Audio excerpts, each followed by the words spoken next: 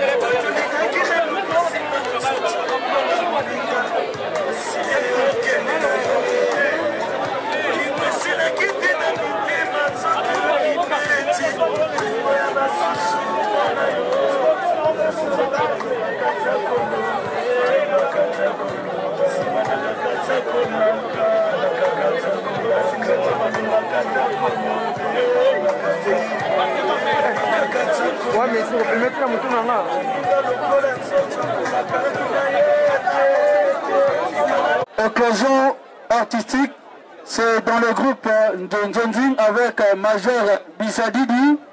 Après Major Bissadidi, Diana s'est lancée avec le président Kass.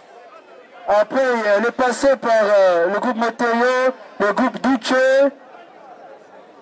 avec plusieurs sollicitations par-ci par-là. Voilà, et pour finir, au sein du groupe Bella sur Bellevue TV, dont elle a réalisé son dernier film intitulé Tibao. Donc, le dernier film de Diana Makila a été au sein du groupe Bella avec Bellevue TV. Donc, c'est un peu ça sur le plan de la biographie d'Onabiso Diana. Comme nous courons derrière la montre, nous allons juste recevoir un seul témoignage. Un seul témoignage. Après le témoignage, il y aura l'oraison funèbre par sa fille. Donc, la fille de s'apprêter déjà. Nous invitons juste une seule personne pour un témoignage. Ceux qui sont l'artiste, peu aux malamu. Ceux qui sont aux membres de la famille, aux malamu. J'espère que 1000 oiseaux moutopé, bafani minina Diana. 1000 Sogazali, si elle a un peu la force de venir témoigner, elle peut toutefois venir témoigner. 1000 Sogazali, parce que à côté de Diana, Bazaki Mingi Penaye, Milo, c'est une actrice comédienne. Sogazali, elle a la force, après Koya peut témoigner.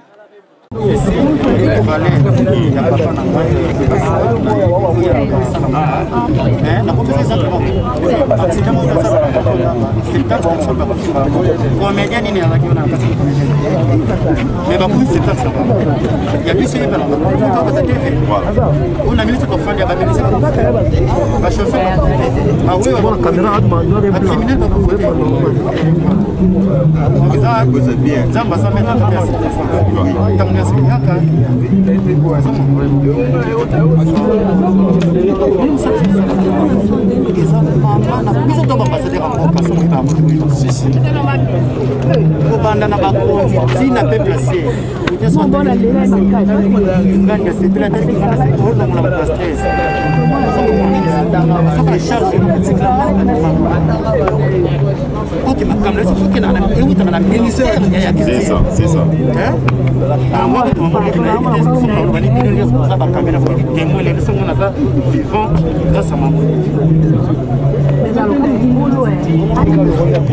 Et nous, il y a un peu ça. Ça va. Et puis, maman, quand tu as maman, tu maman là, on va maman livre à qui parle.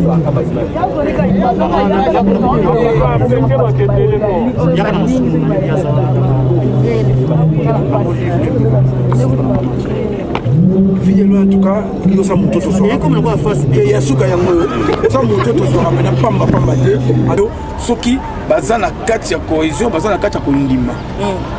Ça c'est le message qu'il faut lancer la famille biologique et pour la famille artistique vraiment là on enseigne la famille artistique to yikampiko to continuer là on te zo kenenango to linga ba ko faté mais to yikampiko cela veut dire quand tu télémis pour dire que toute organisation pour la collègue Nabiso, tout le monde a tiré le boko sur la patte. Moni, nous que le boko na yé, ils ont a posé, il y a qui a posé, fin de compte, pour te salir, biloko, pour te terminer pour tout ça là. Et grand merci à comité Mobimba, où il a échappé obsèque à Diana, et sans oublier, il y a les leaders. Le président Massou Yalakaya la Fumamba Zamboté avec la NTPC, c'est que nous avons souvent la NTPC comme un casse, ils ont dirigé par lui-même. Vraiment, on était ensemble, tout ça, Makassi. Grand merci aussi à Major Bissadidi. Il y a c'est le producteur le plus suspect. Le producteur à Banda Masolo, donc Diana Oyo, qui produit à Major Bissadidi, Major Azoy dans le néant. Elle était danseuse quelque part. Alors qu'elle est côté de la danse, mais Major Azoye à côté dans le monde artistique aujourd'hui, elle est devenue peut-être qu'elle est là, personnelle, elle est partie. C'est que Bissoto Tikali, la famille surtout artistique, de Yeba, au c'est ce qu'on appelle Bolingo. Et le vrai Bolingo, c'est ce qu'on en a besoin. Na ya Libanda, na ya ba diaspora, na biso na kati surtout Kolisiango. To rouler là ka souté makamukili kili. Sans oublier aussi la première dame Nabiso, Bati Karabisoté. Quand on parle de maman Nima, tout le monde dit maman Olive Lembe. Grand merci maman avec ton geste. Maman Denise Nyakero, la fondation a pensé qu'il sous. Donc grand merci. Donc tout le monde dit que nous sommes entourés. Là, bateau, balingi, biso, to linga bango. C'est ça qu'il faut dire. Après Awa, victoire, cimetière, après cimetière. Après Awa, il fallait qu'on fasse un petit tour dans la place d'artiste, mais ça nous a compliqué. Cause à quoi il y a Mikanda. Donc on viendra poser plaque voilà. Ah, dans le place des artistes, non, le haut, la place d'artistes était. Dès qu'on quitte ici, directement nous fonçons vers cimetière, vers nécropole. Et après cimetière? Bon, après cimetière, bon. Chacun. Ben de consolation, d'engezalaka. Non. Il y a bon thé. Ben de consolation. Ben de consolation, nous allons recevoir tout le monde. Ceux qui n'étaient pas dans l'organisation, c'est moi qui participe dans l'organisation pour y je ne sais pas qu'est-ce que l'organisation a prévu. Moi je me limite par là. Je ne dois pas confirmer ce que Awa ben de consolation mais Awa cimetière de Panzani, mais les artistes seront quelque part. Azaki mutumo kwa kimia place enfant na ba désordre te mais azaki mutu na mama na ye mais na tempo moto boy azaka douce afai na ye calme. Ils appellent de Panapé, ils sont en dengue organisation na mabo. Organisation depuis le bandeli pas batumoko baza calme. Batumoko ba ki organisation ile ka bien. Yango ba miongo tina suka na kimia ibanda ki kimia suki kimia ibanda ki sala ki te. Un dernier mot et plutôt ndeko na biso akendeka kopema na kimia libo eza invitation ya mutu nyonso tu ata lelo keite ata 10 à 20 après ko représenter ka okendeka ko répondre à l'invitation à liwa donc biso ne batotika to mibatela to ba nini oyo ata lelo to keite otika nini na sima ba témoignage ni bato bopesa po na biso yango ka to mibatela to préparer lobi na biso. Bon Normalement, il faut banquer ça, parce que dans le bassin, quand on a plutôt c'est confié dans le bassin, il y a un prophète, bon, mais ça, je peux dire, c'est vrai que ça, là, il y a passé. Mais, on a banane au hôpital. C'est un message, on est dans l'hôpital. Est-ce que nous avons dit que nous avons tout bel? Nous avons dit que nous avons dit que nous avons mais j'ai eu le temps de ressembler là, au sein de Nzambe. Si je me conduis très mal, Nzambe va me savoir. On a ce qui va nous dépendre de la yambeli message. On va négliger qu'on peut basaler. On peut basaler à cœur, net là, dans un cœur. J'ai prié, on a contrôlé vie là bien bon. On a évité peut-être bien la chroniqueur, vous voyez, ma bien mot, il y a ça là, il y a grave. Vous voyez, on a évité. Mais n'a pas la vie de la vie, non, non, on a un problème. Est-ce que le problème il y a moutou na moutou? Parce que le message tant que bimaka, les abattus baso amon likolo likolo. Ajon ga ne on a négligé et lobby là tout comme on a pas fait. Et moi tant que tout ça vivre. Mais on peut baso yango à cœur, au monde a que non malgré mon peuple là ma besoin et on met ma bangote. Merci. Problème il y a Mawa, donc on a préparé le deuil sans problème, la famille, tout. Voilà. Problème ils allaient quitter tout. Tout l'exi va jour pour nous voyons qu'on a ça là programme maintenant les lots il y a Awa pour tout qui nous pique ailleurs. Voilà, merci président, merci. Ok.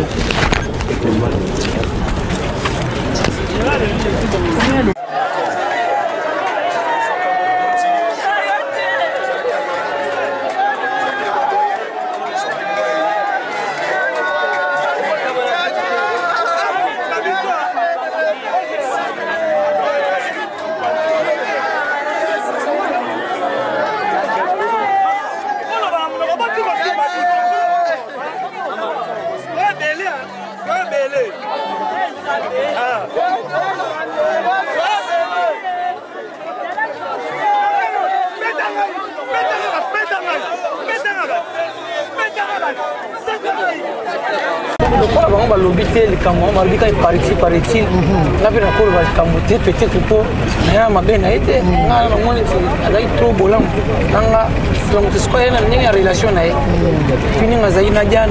Donc, normalement. Personnellement, c'est dans les radios, dans mon thème, on a beaucoup. Avec mon tour, il vient là. À part, on a un membre sur la route. Dans le chic choc, le gars de la Diane, ils sont organisés. Tout ça, chic choc, parce que il y a des artistes internationaux. Dans le chic choc, parce que la ministre est représentant valable pour la barrière de la radio. Autres années, il y a le président de la ministre de chic choc. Le président est Robert Casquito. Autant où le président est tout. Donc, l'homme en tant que président de chic choc, il y a une minute aux autres par rapport à. En tant que représentant chic choc, tu es la Diane. Après, matin, on est que sur la main. Tu es la Diane. Voilà, merci beaucoup. Très gentil. Ouais, tant que Moutou, conseil au Koyipsanga, et ça a été au Nzambe, Bisonioso, tout ça Nzambe pour Nzambe de Mokonzi. Mon Nzamba Sala Makambu Nandenge Nae, Liwa Diana, et puis c'est biso réflexion, tout le monde a dit, toi na Maï, toi na Makila, l'obinga pena Robela, l'obinga pena Rosa, pour Ndé Diana Zagi, l'obinga pena Okufa. Donc, et Liwa Diana, ils appuient beaucoup pour l'accent, au Banga Nzambe, Koto Samukolo, Koto Salek. Bon, président, message que nous devons transmettre à la famille biologique et puis à la famille artistique et biologique. Ouais, la famille biologique, en tout cas, aux Amakasi, Kobungisa Mutulogwa, Diana Nakacha famille, Wazaki soldat, Azobunda pour famille, pour la libota, pour la bananae, Nzambe a récupéré dans moment où le biso de Satanda quitté. Donc, famille Bozala vraiment Makasi. Vidouana Nabiki, ils ont Moutouya, Moutou a remplacé place au Nazate. Mais Nzambe a fait sa vie Makasi. Pour la biso artiste, to continuer toujours na bomoko bondeko bolingo Nzamba za na cannabis. C'est que on a conjugué pour la président de Malomi omoni batubaye barake au moment où tout temps azana tango passi il faut que soutenir kae. Donc c'est la raté tant que komi muto abeli et akomi na suka et après toyaka kolakisa ba capacité na biso. Alors na moment de muto azana ba douleur il faut toyaka kosunga. Plupart mingi ne bazara vraiment na ba initiative wana te. Donc il faut tout ça uni vraiment tout ça bomoko pour ezala. To ba comment tout ça les bagnos bazali. Sauf que ba bébé ménagère ça trop remarquable parce que ça va en public. Mais ce qui est na mort de okuta ba tout ça ko faire na bazali ba artiste. Mais en soi on est ngana on vanda na lobake to liwa ya bato mosusu interpellera biso donc elobelaka biso ebele lelo ya kufi lobe ezala nani parce que moto otikali bende to libanga aza te donc na liwa diane tozwa mayele ebele na place toke ovanda toloba diane azalaki mabe diane asalaki boye parce que liwa soki moto akufi moto akomaka malamu non moto mpe azalaki na mabe ne ese c'est important après liwa moninga nde boloba mabe na ye ntango azalaki na bomo pourquoi po boloba ye boleka na tv mpo nga nazalaka bongo so moto asalinga mabe na moni eloko eshoke nga nayaka na tv nalobi ete eloko eshoke nga nakufa nango te mpo nanga biyaki te mais bango boso bomba makambo wana na bomoi ya Diane tant Diane akufi boza bato liboso oyeleka na tv boloba en tout cas je suis désolé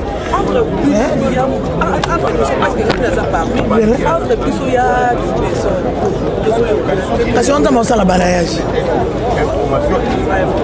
tama réinitialiser le diable comédien tozano awa olobalanga mena tobe mambaso c'est baliwana dosé te ya grave tama réinitialiser via ba comédien bao baza mabe déjà héros c'est le temps baluka ba se repentir soki ba se repentir te na ebiso ngo lelo na mona pasteur papa na ngana bimisa nga prophétie talo balanga ke na bato mona nga mutu na saka amnata mutu ne saka bien te wana biloba loba tozongo likolo kolo mais ozongi sa vidéo o lelo o loba amnata ba ke loko na sa ko même na live na baki nzamba o réinitialiser ba vie na biso on vite que mon so kufa oza mabe mais oza na distraction ok na mpepéana.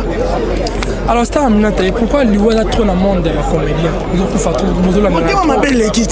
Voilà, comme mécanique. C'est on m'appelle l'équipe. Sur le lobby ba qui si c'est que ngana zala na participer à place ba kota.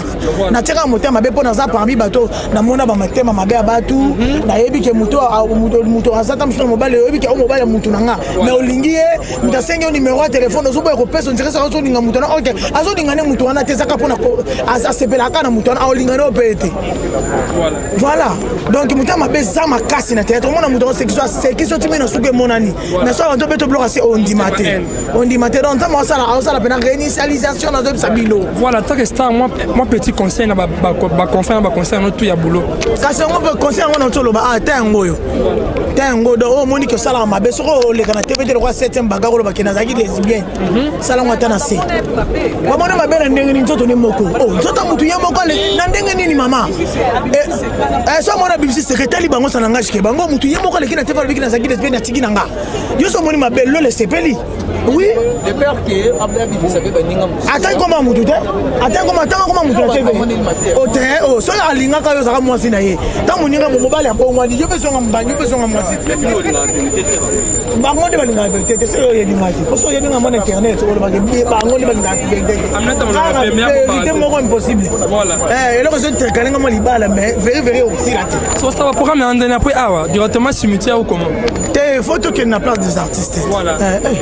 Diana Alexis maman victoire aza bébé taza mbiaka na mona tia voilà donc faut élection wana makombo tikala bana na yata obaye mwana suka ndeta ebite ke mama bisa zate soka koli quand même le kata moi mama bisa salam sa ta na ba TV et puis place moko ba tiki et tika lokola comment dirais-je quoi stati tant mwana na bana ni ba yota mo ke mama bisa sala be musala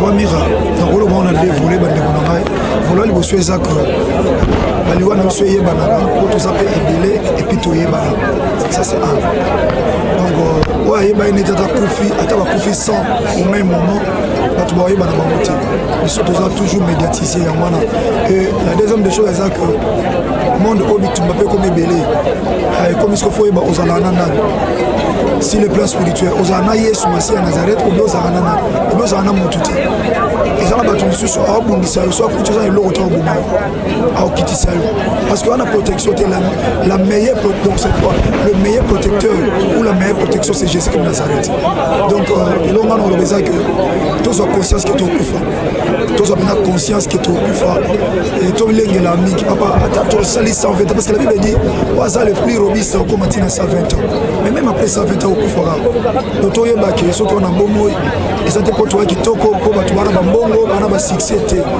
et ça ngoluka et tout se prépare après la mort il y a un jugement où c'est la mission soit aucun enfer ou bien aucun paradis l'enfer existe le paradis aussi existe donc pendant que toi na scène moi tout ça la chou au ça non so ça nous a libre artiste ou pas mais un jour tout voilà chroniqueur bosengaki mais na bino ça que lo sonza match na mutema somona no linga ba tuba ba critiquer loko mais on a sali ponza même batindinga mais sonza matindi tena sali gabo et ça n'ont pas tout mais que chaque artiste chacun de nous apprend de conscience que louer ça alors au kufa na 30 ans na 40 ans na 50 ans mais yebaka que après loi il y a un jugement ouais ça motu ya na ba okunde makolongulu peut-être ba la chaussette mais nga to tourner na mona ta pantola ti talo zo denda mona otubula bi ay mwana ngai on a dit azo seka kei mais lelo a denda te batokuru ba corps mais regarde une belle fille quoi était à Bartis